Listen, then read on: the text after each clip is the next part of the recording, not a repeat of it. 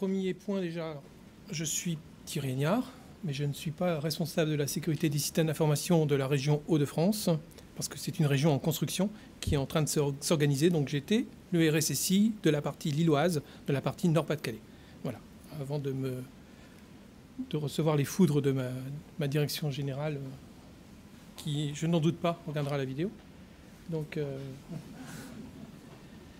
c'est un premier point.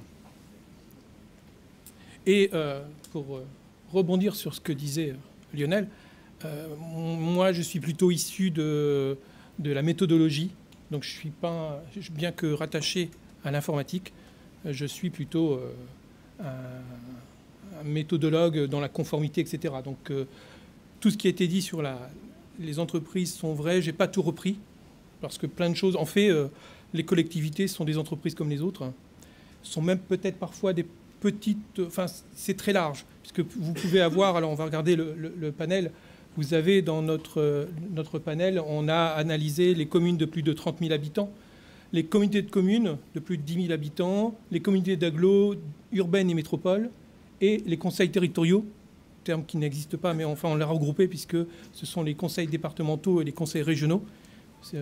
La réforme ayant été annulée, le conseil territoriaux n'existe pas, mais c'était plus simple vu le nombre. Vous voyez les chiffres qui sont à côté. Les conseils territoriaux représentent que 7% de l'ensemble des collectivités. Le plus gros morceau, c'est quand même les communautés de communes, qui ne sont pas non plus des conseils, qui ne sont pas non plus des collectivités territoriales, mais des EPCI. Enfin, on a mis tout ça dans un seul bloc pour plus parler, parce que EPCI, je pense que ça ne vous parle pas beaucoup, mais les collectivités territoriales, c'est ce qui administre les différents échelons au niveau local.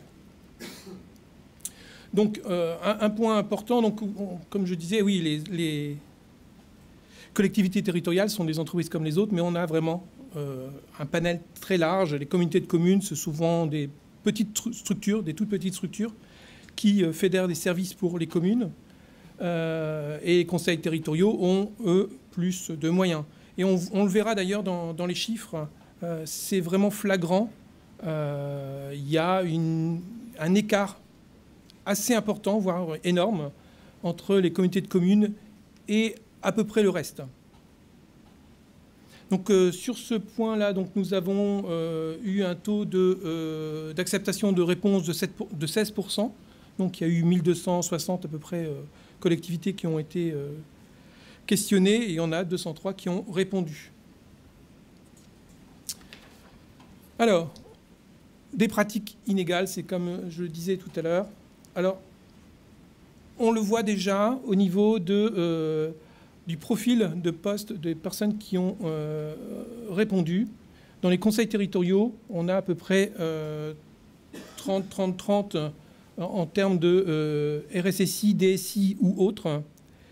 Dans les comités d'agglo, on a 20, 50 et 22. Dans les villes, on a encore un peu moins de RSSI et c'est plus toujours la DSI qui y répond. Par contre, on voit que dans les comités de communes, c'est assez peu la partie informatique, RSSI ou DSI qui répondent, mais plutôt les autres. Et les autres sont les moyens généraux, le directeur général des services, parce que ce sont des structures assez ramassées sur elles-mêmes. Donc à peu près, en moyenne, on a eu 20% de réponses par des RSSI. Alors, les collectivités territoriales annoncent, enfin, ont le même chiffre depuis donc. Oui, ce que j'ai oublié de dire, c'est que la collectivité territoriale, l'étude se ramène à 4 ans, puisque tous les 2 ans, on alterne entre collectivité territoriale et santé. Donc là, on a des chiffres à comparer à 2012. Donc le taux global de ressenti de dépendance à l'informatique est le même. Par contre, le ressenti de forte dépendance, lui, augmente, puisqu'on passe de 68% à 75%. Donc globalement, les collectivités se sentent toujours très dépendantes de leur informatique, mais prennent conscience que c'est vraiment quelque chose d'essentiel au quotidien. Les budgets informatiques, on voit, bon, comme dans les entreprises, hein, mais on voit quand même une baisse assez importante des budgets, puisque les budgets de moins de 100 000 euros passent de 45 à 55%, et on voit que la répartition est à peu près la même. Heureusement, on a l'évolution des budgets sécurité qui stagne. C'est-à-dire qu'il y a des coupes budgétaires, mais qui ne sont pas appliquées en totalité à la sécurité. C'est un bon point.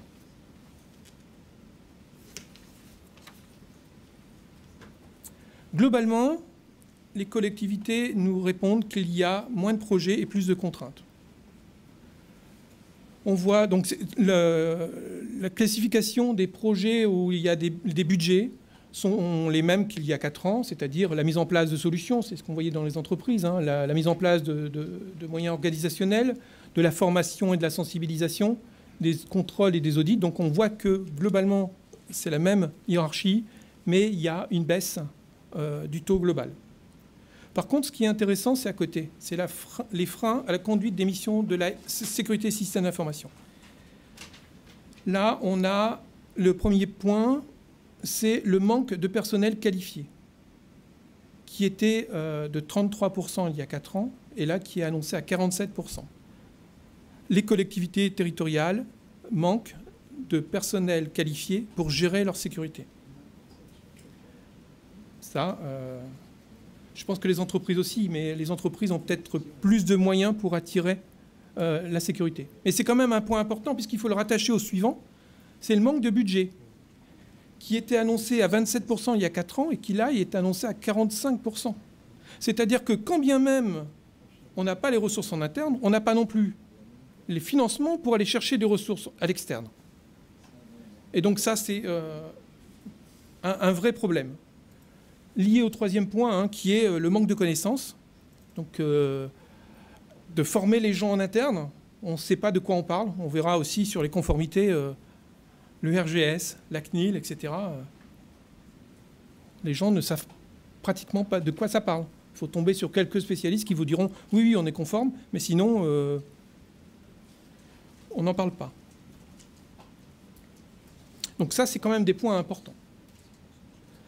Et le dernier, c'est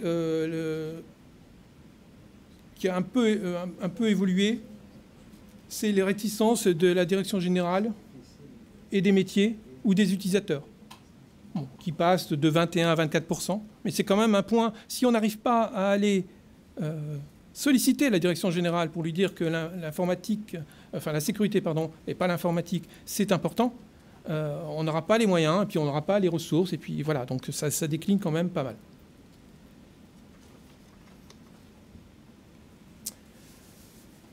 L'étude a pu démontrer qu'il y avait un lien assez étroit entre l'existence de la PSSI et la présence d'un RSSI dans la collectivité. Donc globalement, 32% des collectivités ont une PSSI formalisée. Mais 32%, on a vu que c'était quand même assez fortement lié au poids des comités de communes.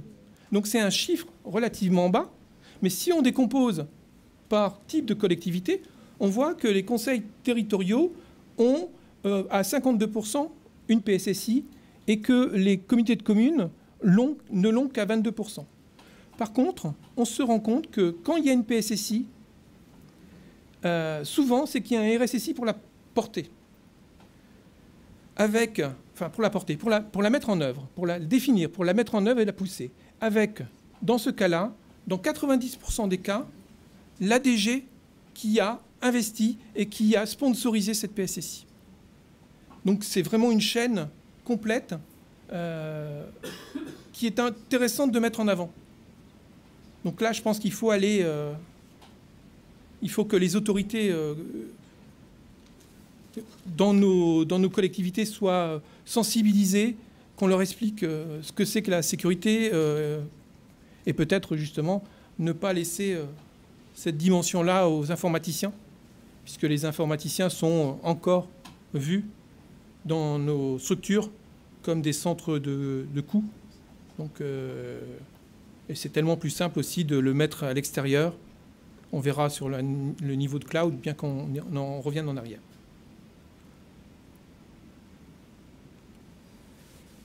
Une fonction du RSSI en légère évolution, qu'est-ce que ça veut dire? Qu'il y a à peu près 40% des RSSI qui sont dédiés à la fonction. Donc ce sont des agents territoriaux qui font que RSSI. C'est 13% de moins qu'il y a 4 ans. Ça veut dire quoi derrière? Ben, c'est peut-être parce qu'il y a mutualisation avec d'autres missions. Comme correspondant informatique et liberté, c'est le cas. C'est mon cas, par exemple. J'ai été nommé correspondant informatique et liberté de la nouvelle région, cette fois-ci, en début d'année. Donc je fais ça et je ne dis pas tout, mais je suis aussi urbaniste du système d'information au sein de la DSI. Donc, ça fait pas mal de choses à faire. Et donc je sais que pas mal de mes collègues, dans des collectivités, moi je dialogue plutôt dans les conseils régionaux et les conseils départementaux, c'est plutôt ce cas-là. Donc c'est la réduction des effectifs aussi, ou le manque de profils spécialisés. Il faut trouver des gens qui puissent faire ça. Et puis il faut avoir une certaine taille aussi pour avoir un poste budgétaire pour dédier une personne à la sécurité. 27% des RSSI sont rattachés à la DSI et 38% à la DGS, la Direction Générale des Services, hein, donc le top management dans une collectivité. Là aussi, on voit une grande disparité en fonction du type de collectivité, puisqu'on voit que dans les conseils territoriaux, on est 9% auprès du DGS et 87% auprès de l'informatique. Dans les villes, c'est 21% auprès des DGS, 48% au niveau des DSI. Dans les communautés d'agglo urbaines et métropoles, nouvelles métropoles qui viennent d'arriver là, c'est 35% DGS, 40% DSI. Ça se rapproche un peu des villes. Bon, c'est vrai que d'une point de vue structure, c'est assez proche de villes. Par contre, les communautés de communes, c'est 47% auprès du DGS et 8% auprès de la DSI, parce que dans les communautés de communes, il n'y a pas souvent de DSI. C'est les moyens généraux, ou c'est un prestataire qui s'occupe de la maintenance des postes de travail. Et ça ne va pas beaucoup plus loin. On a une web agency qui s'occupe du site web, et puis ça ne va pas beaucoup plus loin. Donc 47% auprès du DGS, c'est en gros tout le monde est dans des petites collectivités comme ça, et tout le monde est rattaché directement auprès du DGS. On parlait tout à l'heure des missions, de pourcentage de missions qu'un RSSI prend sur son temps. Ça n'a pas changé depuis 4 ans. Donc on a 29%, 30% sur la technique, 27% sur de l'opérationnel, du 22% sur du fonctionnel, du 14% sur de la communication et du 8% sur du juridique. Donc ça, c'est sur le temps consacré au métier de RSSI. Après, on fait d'autres choses. Donc c'est quand même aussi des RSSI assez techniques. Mais on le voit aussi attaché à la DSI.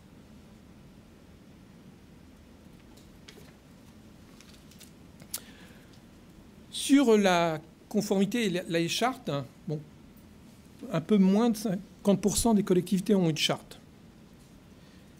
Là aussi, une grande disparité. On voit que les comités de communes ont 27% de présence de charte dans leur règlement intérieur, ce qui est relativement faible, qui peut poser quand même la question de est-ce que les agents n'utilisent pas de l'informatique, vont pas à minima sur Internet. Je pense que c'est pas vrai. Donc là, il y a un vrai problème pour ces collectivités. Et on voit que les taux sur les conseils territoriaux sont de 96% et les villes de 83%. On ne voit pas bien les chiffres. Ils sont inversés en termes de couleur. Néanmoins, quand la charte existe, elle s'applique à 100% aux agents. Donc quand on a créé une charte, c'est pour les agents. Et elle s'applique à 60% pour les élus. C'est-à-dire que les élus n'ont pas forcément une charte d'usage des moyens informatiques mis à disposition par la collectivité pour laquelle ils ont été élus. Ce qui peut poser problème, puisqu'on a deux types d'utilisateurs. Certains sont soumis à des règles et d'autres n'ont pas ces règles-là. Une dimension qui n'apparaissait pas il y a 4 ans, c'était de se poser la question si la charte était opposable aux prestataires. Prestataires qui venaient dans les locaux, des consultants, des développeurs, etc. Donc ça commence, il y a un peu moins de 30% des cas où la charte est opposable, donc est remise aux personnes externes qui viennent dans les locaux, qui utilisent les moyens de la collectivité. C'est vrai que c'était une dimension qui n'était pas prise jusqu'à présent. Le consultant ou l'informaticien qui venait se connectait au système d'information, mais n'était pas contraint par la charte. Après, il y avait un minima les lois, mais il vaut mieux écrire que de se baser sur la simple connaissance des lois.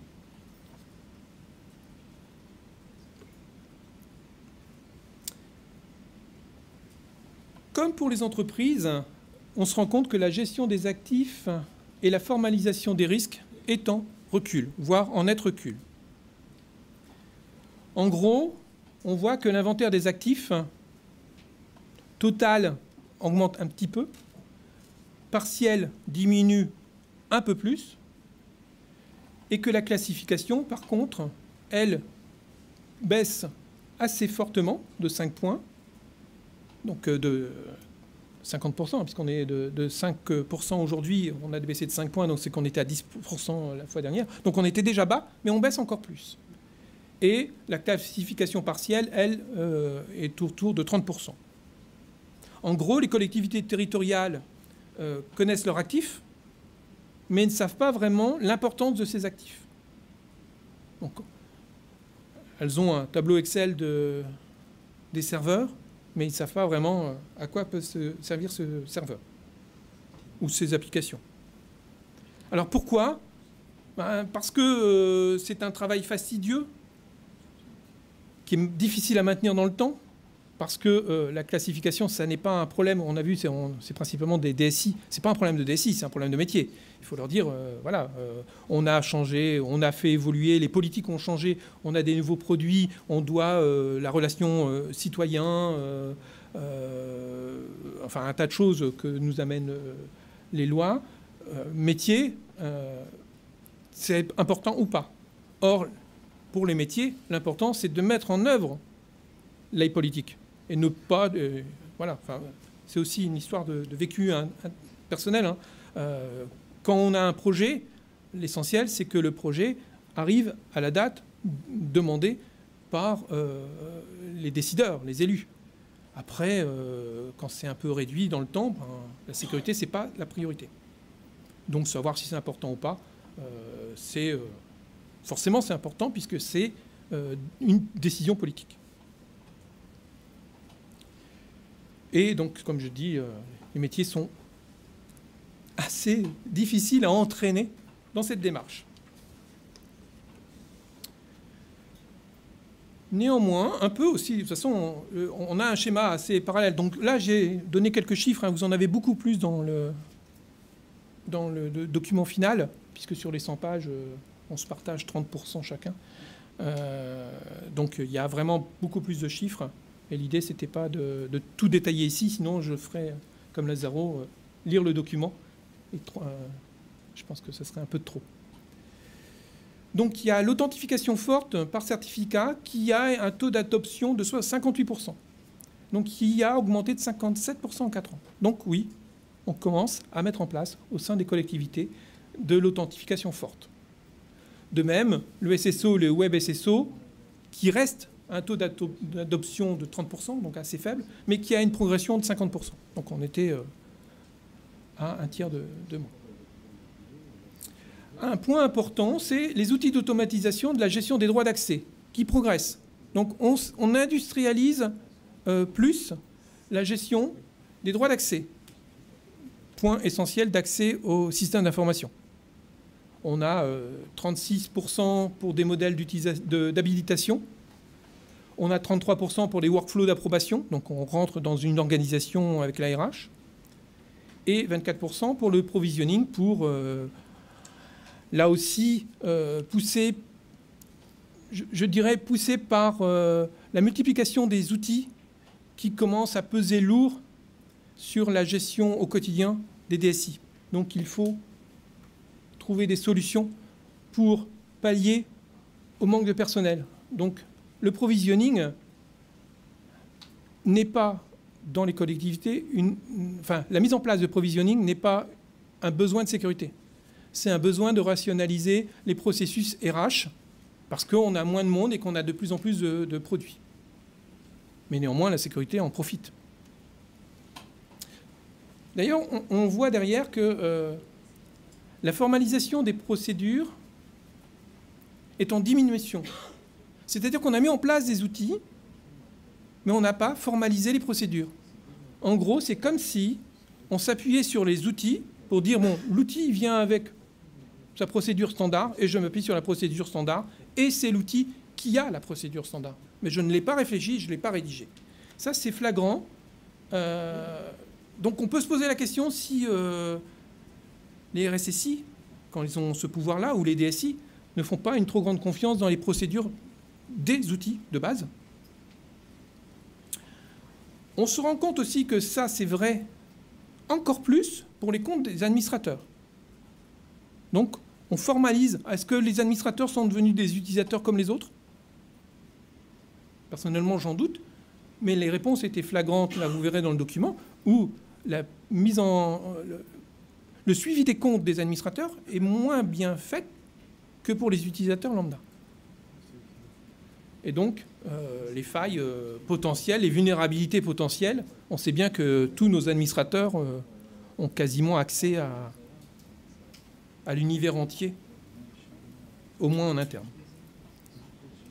Et donc, est-ce qu'on peut se poser la question, est-ce que les procédures n'existent pas, ou est-ce qu'elles sont formalisées dans l'outil sans être formalisées dans des procédures écrites, papier, pensées, dans un référentiel bon, ça, c'est le méthodologue qui se pose la question.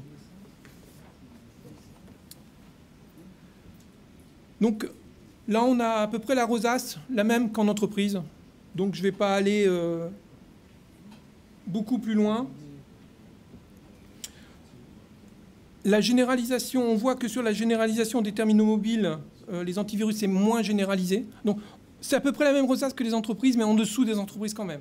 Donc, on a à peu près les mêmes courbes, mais on est quand même à un niveau en dessous des entreprises. Donc, on chiffre moins, on met moins de pare-feu, mais on les met à peu près dans les mêmes proportions.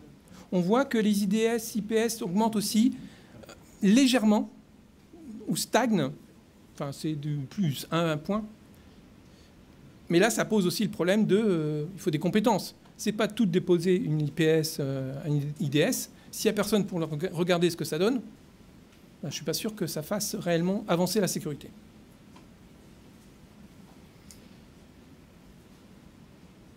La question qu'on peut se poser, c'est est-ce que ces solutions-là répondent aux nouvelles menaces? On voit qu'il y a de plus en plus de rançongiciels, pour parler dans les bons termes, de l'attaque au président. Alors, c'était un grand débat. Est-ce que l'attaque au président passerait dans une collectivité? Je ne suis pas certain, puisqu'on a l'ordonnateur et le payeur. C'est-à-dire qu'il y a un payeur régional, en l'occurrence, ou départemental, qui va vérifier que le paiement est conforme. Donc, je ne suis pas sûr que... Néanmoins, le clic d'un agent sur un mauvais lien fera qu'il y aura un vrai problème pour l'informatique. Et j'en parle en connaissance de cause. Nous avons eu récemment, on a découvert assez rapidement, donc mais ça aurait pu faire très mal. Un utilisateur qui reçoit un mail, pour l'histoire, c'était à un moment de Noël, il reçoit un mail, il attendait un cadeau qu'il devait offrir, et il reçoit la facture, et il l'a ouverte. Et c'était un cryptolocker. Donc, avec nos systèmes d'alerte, on a pu le circonscrire assez rapidement, et on a, grâce à nos systèmes de sauvegarde, et heureusement on en avait, on n'a pas perdu de données. On a perdu une demi-journée de travail, quoi. Plus voilà. Mais c'est pas par rapport au risque global qu'on aurait pu, l'impact global qu'on aurait pu avoir, c'était quand même assez réduit.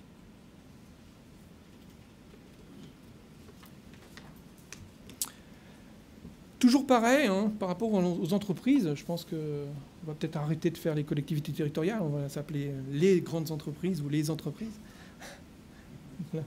Elles sont plus petites, alors il faudrait peut-être, oui, dire on s'occupe des petites entreprises également. Il y a peut-être aussi beaucoup de travail à faire. Donc, les systèmes d'information sont accessibles depuis des moyens aujourd'hui de plus en plus maîtrisés. L'accès depuis l'extérieur à partir de postes de travail fournis par la collectivité, sans condition, est en baisse. On n'a plus que 5% qui l'autorisent. Donc une baisse de 58%, depuis 4 ans toujours. Par contre, il est autorisé avec condition pour plus 14%. Souvent, le plus 14%, c'est si vous avez installé le VPN, si on vous a donné les autorisations sur le portail, etc., etc. Donc ça, c'est quand même, on permet d'accéder au système d'information, aux agents, depuis l'extérieur. Sur un poste non maîtrisé par la collectivité, là, on voit qu'on est globalement en baisse, moins 43% sans condition et moins 3% avec condition. Donc c'est bien 3%, ce n'est pas des points, hein, là, entre points et pourcents. Donc autorisé avec condition, c'est quand même 34%. Alors ça s'explique, hein, parce que sinon il faudrait fournir à chaque agent qui souhaite accéder au système d'information des moyens payés par la collectivité. Et ça, ce n'est pas toujours possible. On a vu que les budgets étaient assez réduits. Donc, par exemple, chez nous, on l'autorise sous réserve que le système, enfin, que la machine de l'utilisateur passe au travers de systèmes de rémédiation, vérifie qu'ils ont un antivirus à jour, qu'ils ont un OS pas trop ancien, etc. Donc, ça, c'est un cas qu'on donne pour certaines fonctions. Il est hors de question de permettre ça pour accéder à la finance ou au RH. Donc, les tablettes et les smartphones qui apparaissent, hein, depuis 4 ans, on en a un peu plus, même beaucoup plus. Donc ceux fournis par la collectivité sont beaucoup plus autorisés, sans condition. Donc là, on n'a pas encore réussi à passer le pas. Les collectivités n'ont pas réussi à passer le pas en disant on vous autorise, mais les conditions, on n'a pas les moyens de les appliquer ou les systèmes n'ont pas les moyens de les intégrer. Principalement, c'est du MDM qu'il faut acheter. Ou quand c'est de l'iOS, c'est difficile de mettre quelque chose qui, en dehors d'un MDM assez lourd, pour des petites collectivités qui ont, je sais pas, enfin nous on est une grosse collectivité, hein, la région Hauts-de-France c'est plus de 9000 agents. Mais les plus petites collectivités sur lesquelles on va donner des tablettes et des smartphones aux directeurs, c'est 3, 4, 5, 10 personnes. Mettre un MDM pour ces 10 personnes-là, c'est un peu complexe. C'est le retour qu'on peut en avoir. Et donc, autorisé avec condition, un peu moins de 2%. Par contre, les non maîtrisés par les collectivités, on voit que, donc c'est plutôt du biode, à ce niveau-là, sans condition, ça n'existait pas en 2012, donc c'est 6%. Et avec certaines conditions, c'est 37%. Je donnerai quelques exemples. C'est on vous autorise, mais vous devez avoir un profil sur votre tablette ou votre smartphone qui oblige à avoir un mot de passe, qui, au bout de 5, 10 erreurs, peu importe le niveau, rincera votre machine. Et donc là, ça nécessite aussi d'avoir une charte. Parce que si on fait ça sur les téléphones des agents personnels et qu'on leur rince leur machine sans les avoir prévenus que si on rince leur machine, c'est pour leurs pommes, là, on pourrait avoir quelques soucis. Donc, toujours le même exemple chez nous, c'est ce que nous avons fait. Donc, les gens qui le demandent peuvent avoir un accès à leur messagerie, principalement, avec la mise en place d'un profil de sécurité, que nous ne gérons pas en MDM, puisque là, on le pousse sur chacun des agents qui le demandent. Et on a de plus en plus qui le demandent. Ça posera un autre problème, c'est le télétravail. Cette notion de télétravail, cette notion de droit à la déconnexion, bon, ça sera pour dans 4 ans. C'est un vrai problème sur les risques psychosociaux, qui sont d'autres risques que j'étudie aussi par ailleurs dans une de mes missions auprès d'ADRH. Et c'est encore autre chose. J'avance. Donc là aussi, alors avec un niveau encore plus fort, 90% des collectivités ne gèrent pas la sécurité de leur développement informatique. 90%. Alors on pourrait se dire, oui, mais les collectivités font peu de développement. Sans doute. Sans doute. Néanmoins, on peut se poser la question de quelles pratiques ont-elles vis-à-vis de leurs éditeurs de logiciels, de progiciels. Aujourd'hui, il y a des progiciels de finance, de RH, d'aide en ligne, la ville connectée, etc. Ce sont des progiciels qu'on achète.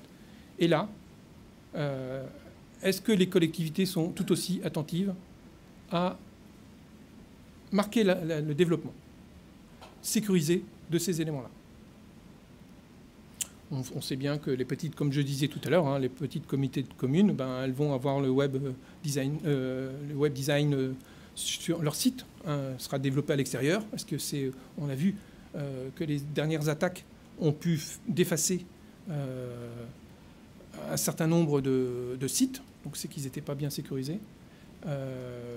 Sur les progiciels, j'en parlais tout à l'heure. Néanmoins, on revient à un des problèmes, c'est que les collectivités, pour faire du développement sécurisé ou imposer le développement sécurisé à leurs éditeurs, doivent avoir des compétences en interne qu'elles n'ont pas. Et aussi avoir un poids assez important vis-à-vis de ces éditeurs pour leur imposer de sécuriser leurs applications. Quand vous faites un appel d'offres et que vous avez éventuellement 2 sociétés qui peuvent répondre, si vous mettez cette clause-là supplémentaire, il n'y en a plus aucune qui peut répondre, et donc on ne peut pas répondre aux besoins. Et on revient au problème de, oui, mais il faut que ça soit mis en œuvre. Donc la sécurité, c'est à mettre un peu de côté.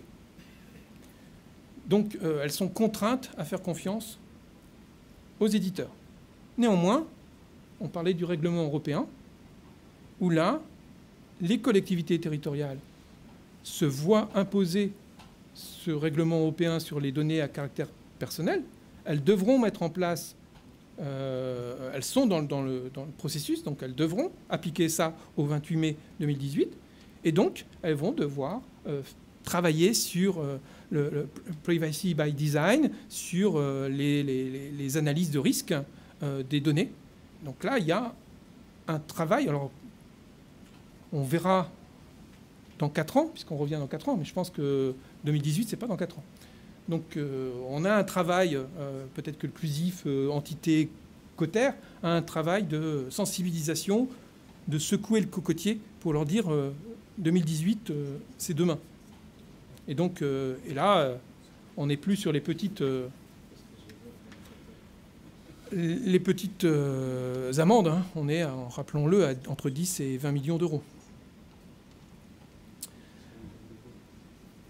Une réinternalisation du SI, on peut se poser la question. Donc le taux des collectivités qui font appel à l'infogérance revient au chiffre de 2008. Donc on avait externalisé le SI, on le réinternalise.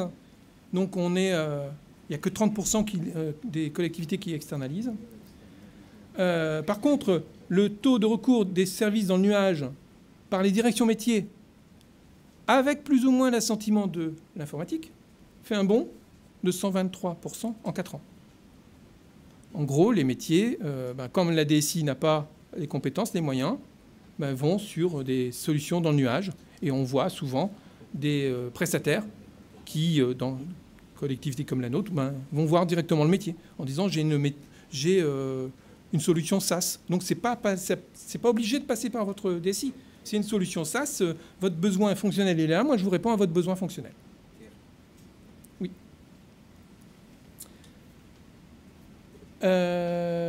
Et donc, pour 72% néanmoins, l'usage du cloud reste sous le contrôle de la DSI. Enfin, ça, c'est ce que la DSI voit. Donc, il y a 100 moins 72 qu'elle pense ne pas voir et qu'elle sait qu'il n'est pas chez elle, mais il y a aussi tout ce qui n'est pas chez elle et qu'elle ne voit pas. Sur la sinistralité en mutation, c'est exactement la même chose qu'en entreprise. Donc, je n'irai pas beaucoup plus loin, puisque on me presse d'avancer. Une conformité, bon là c'est mon domaine, une conformité à consolider. Par rapport à informatique et liberté, 54% des collectivités répondent qu'elles sont totalement conformes. Donc elles sont à un point de plus qu'il y a 4 ans, totalement conformes à informatique et liberté. Et 33% que pour les plus sensibles. Ce qui fait à peu près un petit 90, en dessous de 90, ce qui est quand même faible, puisque normalement la loi informatique et liberté, c'est qu'on doit être conforme. 38% des collectivités ont désigné un CIL, donc plus 23% en 4 ans, ce qui est bien. Et 12% donc, sont en phase de prévoir ou la désignation de ce CIL. Donc c'est moins 42%. En fait, si on fait le cumul des deux, il n'y a pas beaucoup plus de CIL qu'il y a 4 ans, sauf que les CIL qu'on avait prévu de désigner à 4 ans ont été désignés maintenant. Mais il n'y en a pas beaucoup plus qui ont prévu de désigner de CIL depuis. Donc là, je rappelle aussi que le règlement européen va les imposer. Jusqu'à présent, les collectivités n'avaient pas d'obligation d'avoir un CIL. À partir du 28 mai 2018, elles seront obligées d'avoir un DPO ou un délégué aux données personnelles. Donc elles seront obligées de l'avoir. Quel que soit, alors là il y a encore des discussions, mais quelle que soit la taille de la collectivité. Sur la conformité RGS, donc 18% sont totalement conformes, 26% en partie conformes. Or, donc le règlement général de sécurité qui oblige d'avoir homologué tous ces services, ces téléservices, ce qui fait que, et ça on doit être totalement conforme depuis 2010, 2013. Enfin, on s'était annoncé 2010, on avait jusqu'à 2013, on est en 2016. Loin d'être conforme. Bon, là aussi, une répartition assez différente. Hein. 78% des conseils territoriaux se déclarent conformes, 71% des villes et toujours les communautés qui regroupent toutes les communautés, puisqu'il y a 4 ans, on n'avait pas fait la différence entre les agglos et les petites communautés, sont qu'à 36%. Donc chez eux aussi, à moins qu'elles ne font pas de téléservice. Hein. En conclusion, donc, on voit que les collectivités territoriales sont au tournant de la numérisation et de la relation client. Il y a de plus en plus de dématérialisation avec les citoyens, les aides, la cantine, la voirie, etc. Et les pouvoirs publics, puisqu'on a aussi des projets ACT, PSV2, où on doit dématérialiser nos envois avec la préfecture, par exemple. Et on a aussi cette réforme, silence, voix, acceptation et saisine par voie électronique, qui dit que toute saisine faite par voie électronique, qui n'a pas eu de réponse dans les 2 mois, est considérée comme acceptée.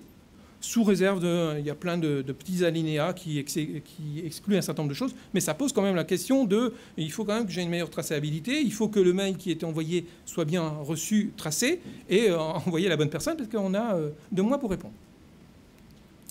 Donc il y a des besoins, des efforts à maintenir pour assurer la sécurité de leur système d'information par rapport à la réglementation. Alors là aussi, il faut que la réglementation soit intelligente, il faut qu'elle soit accompagnante et non pas imposée. Il faut quand même qu'elle soit plus accompagnante que le RGS, puisqu'on a vu que oui, comme il n'y a pas vraiment de contraintes à la fin, peu de gens sont conformes. Par contre, sur informatique et liberté, il y a un vrai travail de la CNIL qui vient voir, apporte son conseil et qui n'est pas là pour dire c'est pas bien. Ils sont là pour dire comment on peut améliorer les choses. Enfin, c'est ma vision de tout jeune CIL, puisque j'ai des relations là, assez récentes avec la CNIL, et ça va dans ce sens-là. Et c'est vrai que c'est beaucoup plus simple, si on se fait accompagner plutôt que de se faire taper sur les doigts. Et on voit donc que la sécurité est efficiente dès lors que les moyens organisationnels, humains et financiers sont clairement attribués. On a vu PSSI, RSSI, ça va de pair.